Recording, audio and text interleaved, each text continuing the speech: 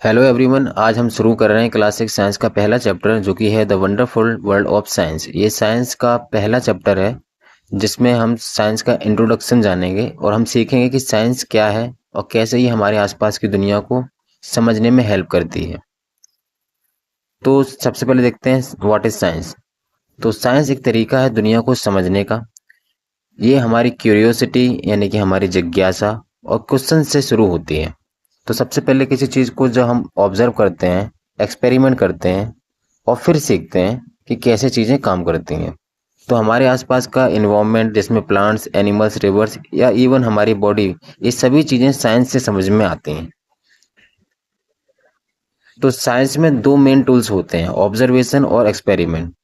Observation का मतलब है ध्यान से देखना और नोट्स बनाना। एक्सपेरिमेंट का मतलब है चीज़ों को टेस्ट करना और फिर वहाँ से नई चीज़ें सीखना। ये दोनों चीज़ें मिलकर हमें साइंटिफिक नॉलेज देती हैं। अब साइंस सिर्फ किताबों में या लैब में नहीं होती, साइंस हमारे डेली लाइफ में भी यूज़ होती है। जैसे कि किचन में जब खाना बनाते हैं तब, या आप स्मार्टफोन चला रहे हैं, कंप्यूटर चला रहे हैं, कोई व्हीकल, साइकिल, कार कुछ भी चला रहे हैं, ठीक है। तो या फिर सनलाइट से एनर्जी ले रहे हैं प्लांट्स या इवन हम लोग। तो ये सारी छोटी छोटी चीज़ें जो होती हैं इन सब में साइंस का यूज़ होता है, बस हम नोटिस नहीं करते। अब साइंस के डिविजन्स को देखते हैं। साइंस को बेसिकली तीन मेन डिविजन्स में समझा जा सकता है। पहला है फिजिक्स, जिसमें हम चीज़ों के मूवमेंट और एनर्जी को समझते हैं, या इलेक्ट्रिसिटी या फिर मोशन यानी कि मूवमेंट हो गया, इलेक्ट्रिसिटी हो गई, लाइट हो गई। ये काफ़ी सारे टॉपिक्स होते हैं जो फिजिक्स के अंदर आते हैं।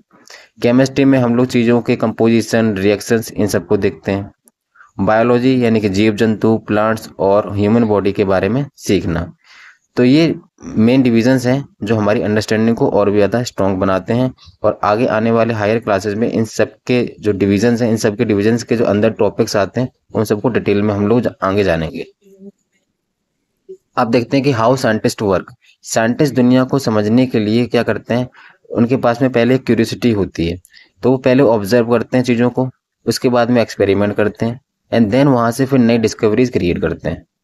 और हर डिस्कवरी में, जैसे कि मैंने बताया, कि हर डिस्कवरी में क्यूरियोसिटी, पेशेंस और ऑब्जर्वेशन की ज़रूरत होती है।